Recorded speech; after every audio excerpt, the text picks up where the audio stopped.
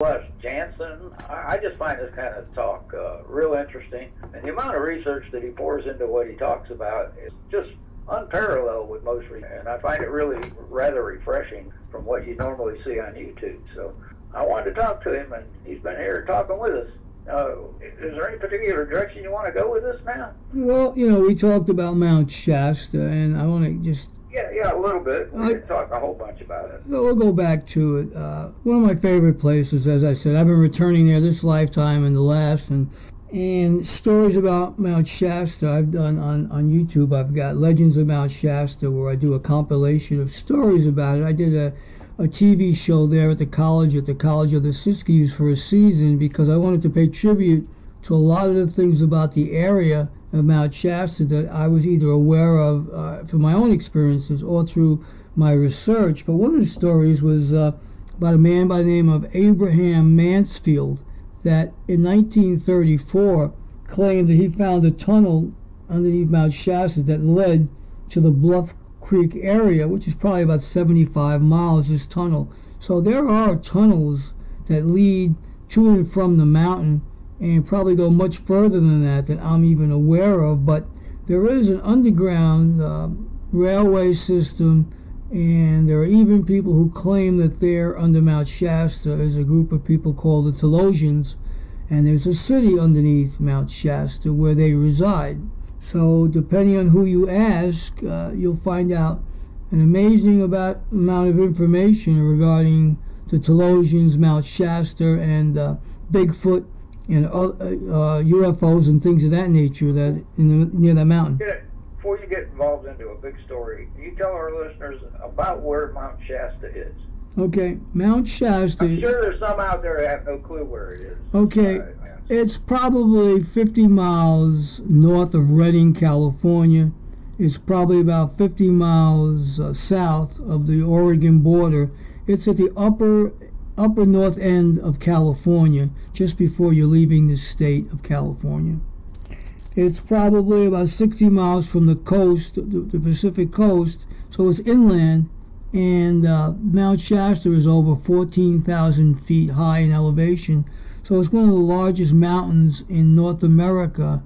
I think Mount Rainier has it beat by about maybe 100 feet, and then Mount McKinley in Alaska, in that area, is larger than that by a couple of 100 feet, but it's one of the largest mountains, and it's a non-active mountain. The volcano hasn't gone off in hundreds of years, and the Native Americans have their stories about it, and they won't go any further than the tree line because of what's happening on the mountain. And they've got their stories about the Greys and the fairies, the elves, and elementals, and even the tall ones in the white robes who are seen from time to time on the mountain or who come into town.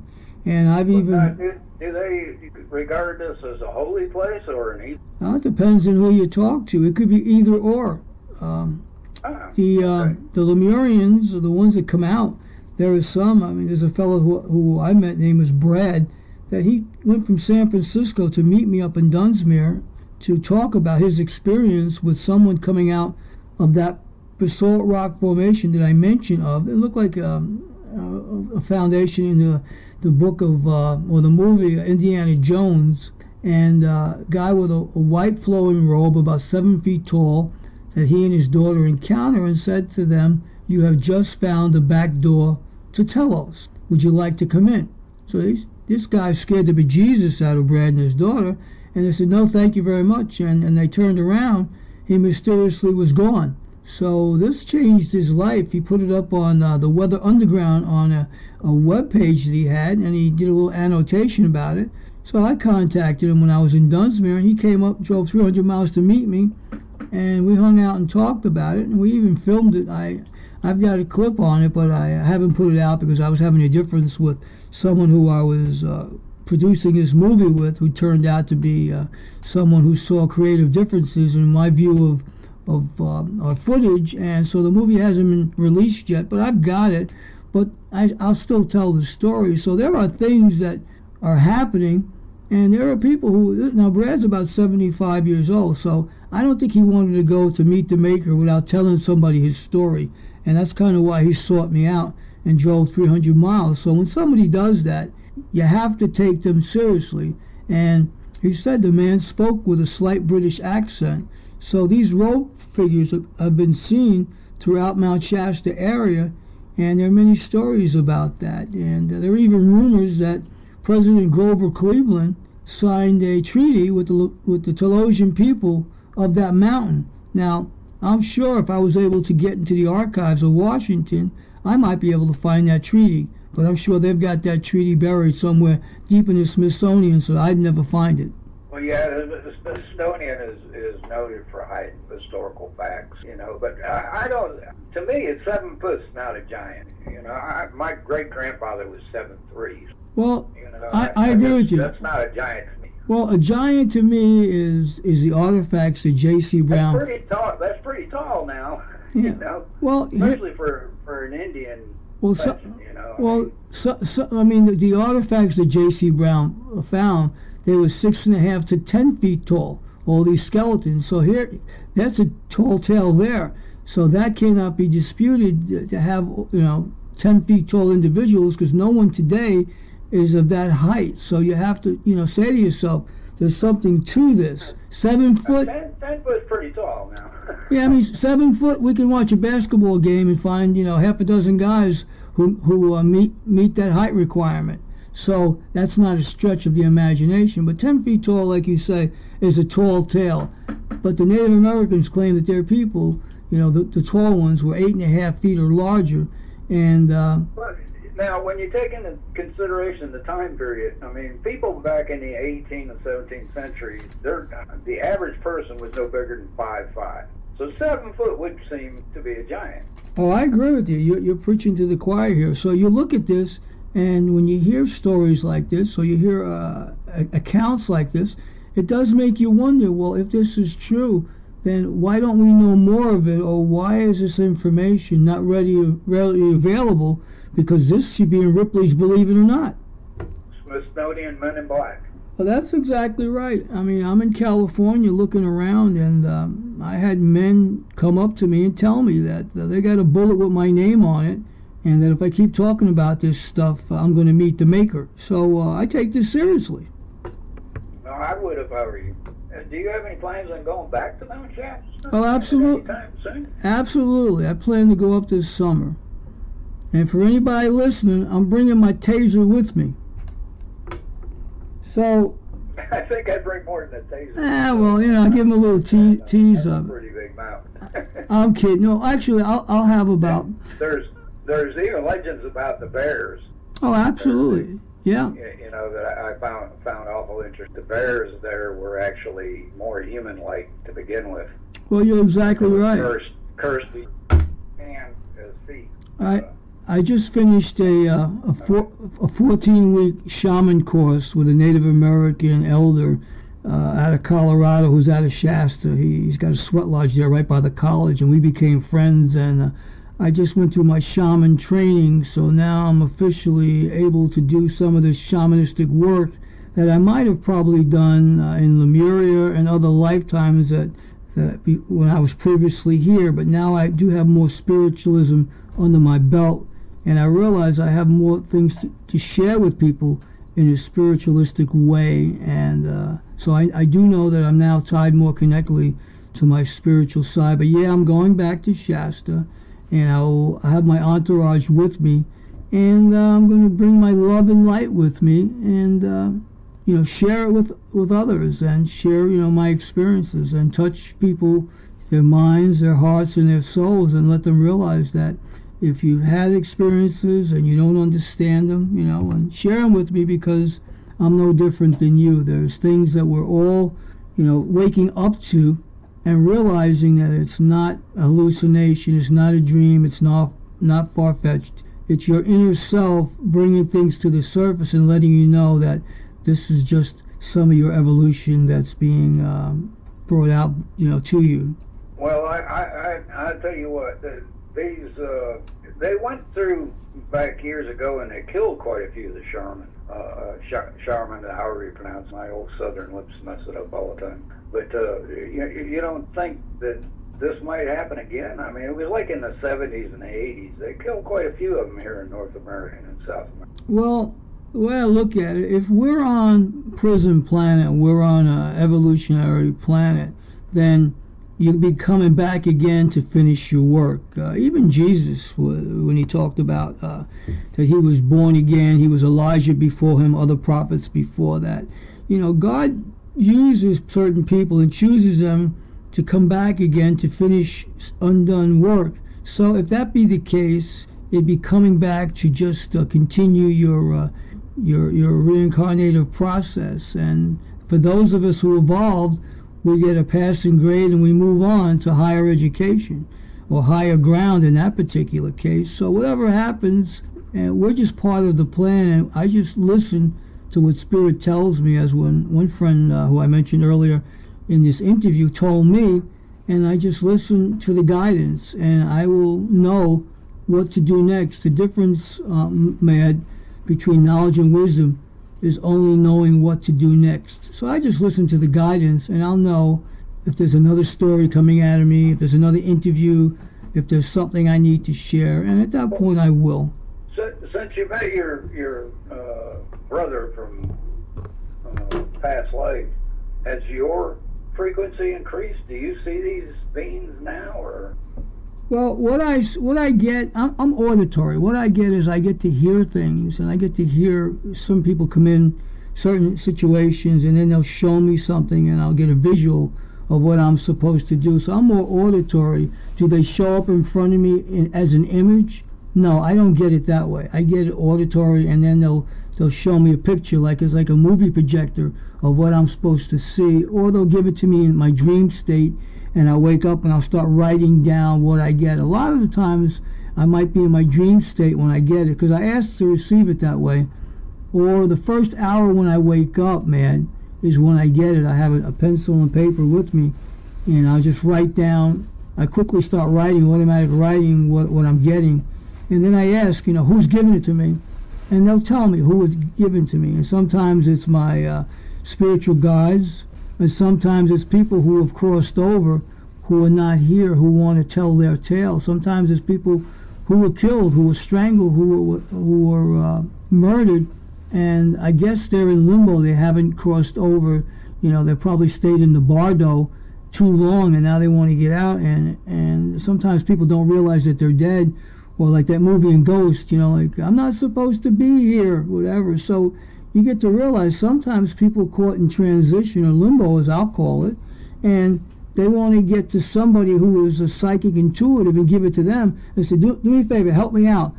People need to know that I was murdered, whatever. So I can tell you. Do you ever help them out, or do you send them in the right direction? I send them in the right direction. I'll give you one right now, and some of you can research this. There was a man by the name of Phil Oakes, and he was a country singer. He was a social activist during the 60s, friends with Bobby Dylan, and he was opposed to the war, the Cuban catastrophe, the Castro thing, and then Vietnam. And Phil ended up, they said it was a suicide, and he died in his sister's house in Rockaway, Queens, which is here not too far from where I am. And when I read the book, all of a sudden, I was playing his song, because, let me get one of his albums, and it stopped, and all of a sudden I heard him say, I got a message for you. You got to get it to my friend, and his friend's name is Jim. I'll just say Jim. And Jim was in Florida, and they were folk singers together at Ohio State College. So somehow I got a hold of Jim, and I said, Jim, I got a message from Phil. So he thought I was like pulling his leg. So I told him, and he happened to be in Dealey Plaza the day of the Kennedy assassination. So he got to see what happened that day, and then they planted him in the Texas Theater, and he got to see that there were two Lee Harvey Oswalds, not just one. They had a look-alike and a real one. So he shares this with me, and even tells me where I can find photos of all this stuff. So I tell tell Jim about Phil. He goes, I don't know if I can believe this. I said, here's what he's telling me to tell you. Pick up your guitar and put your finger on the E string, close it off, and keep hitting the high note E. Do it about 9 times. He's going to give you messages to your guitar on the 12-string high E, because Phil's telling me that he taught you and you taught him how to play guitar, and you guys were like duos playing guitars. And I blew him away because I told him, I said, I'm hearing his note, and this is what he's telling me to tell you. So when he went and researched all the things that I got from Phil, he realized that I could have only got it from Phil. I couldn't have got it from books or from the people who were there in Dealey Plaza that day. And but he wanted his friend to know that he didn't suicide, that he was killed by the Contra Pro people, or the Men in Black, and they wanted to keep him silent because he was going to go public as to what really happened that day in Dealey Plaza. Wow. Well, we know that whatever happened there isn't what they told us. That's for sure. So that's like one of the times where somebody's come through to me. I had other times where I'm driving in a car, and I was driving at the time in Northern California, and this was when Michael Jackson was going through his troubles, and he just crossed over. And someone asked me, could you bring in Michael Jackson? I said, well, if he wants to share a message with me. So for a half an hour, Mad, I'm driving the car. Now I'm driving about 35, 40 miles an hour to all these small towns in the eastern end of California, to the mountains coming down. And the whole time I'm communicating, or Michael Jackson's communicating through me.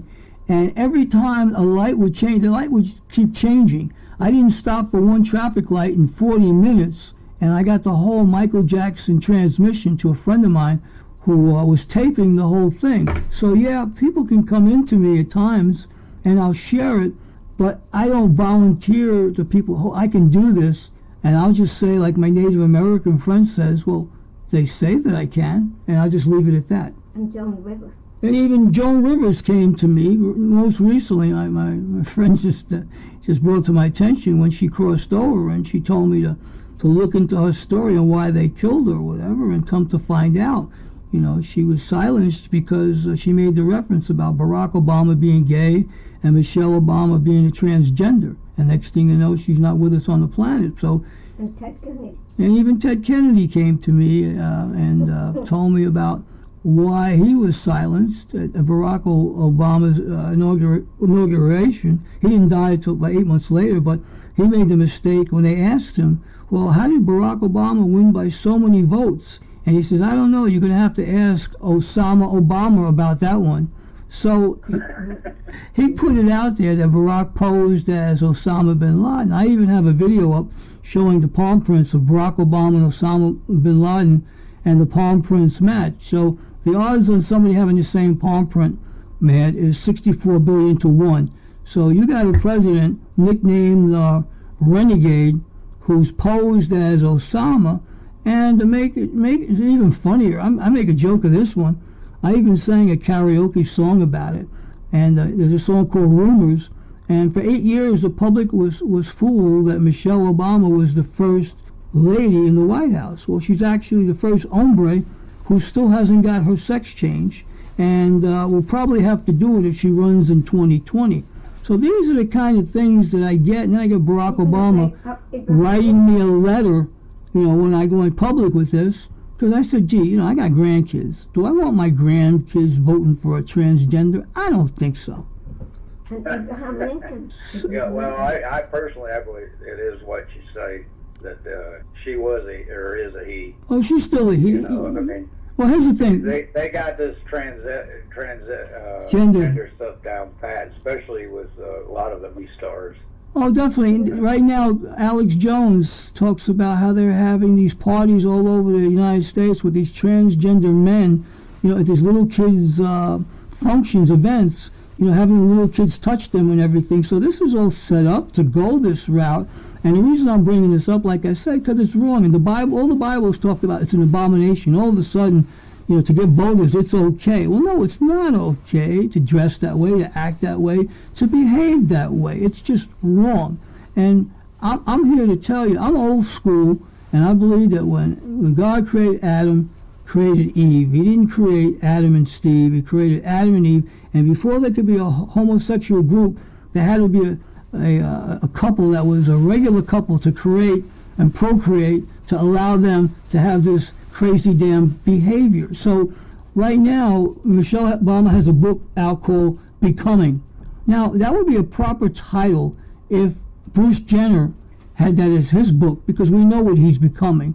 But it's interesting that Michelle Obama would choose that title, and also on the cover of the book, she has her hand draped around her throat so she doesn't have to show the Adam's apple. Now, if it walks like a duck, Mad, and it quacks like a duck, it's got to be a duck. But I'm not going duck hunting, but I'm just sharing with you what's wrong with America. So people like me, I get a target on my back, or people say, well, if you say it, you know what I mean, we're gonna end your life. No, you're not gonna end my life. I'm gonna end the people's lives who have fooled all of us for the longest time, and they're gonna have to leave. When they talk about building a wall, you know, I'm gonna tell Donald, you know what? It's not the Mexican people that are bad. It's 15-20% of the people who control us are the bad ones. The other 80%, there's nothing wrong with the general people. All they want to do is get an extra $100 in their paycheck a week, take care of their families, make a better life than their parents gave to them. What is wrong with that? I think nothing. Abraham Oh, Lincoln. I fully agree. And personally, I'm old school too. There's only two sexes, regardless. All the other ones are aberration of them too. Tell him, Abraham Lincoln. You go back, even some research. I'm getting coached here now. Abraham Lincoln, for example. I mean, how many Gentiles do you know by the name of Abraham? None. Abraham was Jewish. The first Jewish president, and now you got Trump. And interesting thing about Trump, he lives in Palm Beach, Florida. 80% of Palm Beach, Florida are all conservative Jews. So where he lives is a Jewish community, gated community. The only people who are not Jewish are their servants and people who have something to do in the service industry in the town he lives in. So when Puerto Rico was going through their hurricane, he waited 8 or 9 days until the Jewish high holidays were over, because both of his children are married to conservative Jews. So then when he gets to Puerto Rico, what does he do? He takes a roll of Bounty toilet paper and he throws it at the people who are in need of his help. To me, that's some condescending behavior to someone who thinks he's better than other people, and it's wrong. But I'm outing him right now. He's a Jew that should come forward and say, I'm Jewish. But had he told people he was Jewish, they wouldn't have voted him in. Well, I don't have a person. Well, right now, one of the things I like that he did, I mentioned him, I like the fact that one of the first things he did coming in office, that he struck down all the transgender bills that Barack Obama had put in place. Well, like I said, I'm firm there's only two sexes. So Sorry, that's just my personal opinion. Well, that's the way I look at it. But to tell me that it's right, no, you can't make my mind. I will never believe it's right, and I don't think that people should walk that way just if it's going to mean a paycheck to be in Hollywood or to be chosen like on the casting couch like Marilyn Monroe. My Lemurian brother Kenny worked in McDonnell Douglas, whatever aircraft facility on the second shift with Marilyn Monroe, and they would put in rivets on the airplane wings. And he was trying to be an actor, and she was trying to be an actress, and they discovered her in a drugstore. But he was also an ice skater, and he was a stuntman for the Wild Wild West, the Robert Conrad TV show. And he had a relationship with Marilyn Monroe, and I learned from him things that you could only know as if there was first-hand knowledge, and why, for example, Joe DiMaggio was heartbroken with Marilyn Monroe because she didn't want to have children. And the reason why she didn't want to have children, because she didn't want to have conventional sex. So he was heartbroken that she would never give him a child because he would never be able to vaginally have sex with her. And these are things that you're not going to know unless you're speaking to people who are in the know about these things here. So, Marilyn, unfortunately, she heard things, she saw things, and she wanted to tell people things about the Kennedy assassination, and she's another one like Joan Rivers, who is not here as well. So Marilyn, Joan, if you're listening, I love you, sisters, and hopefully after this performance of me talking about some of these things, if I do cross over, I'll be in good company. I don't think I have to worry about that. I find that all this stuff fascinating. I want to ask you about your past life. Do you remember anything about being in Lemuria? Yes, I do. You were Alexander the Great. Yeah, I remember.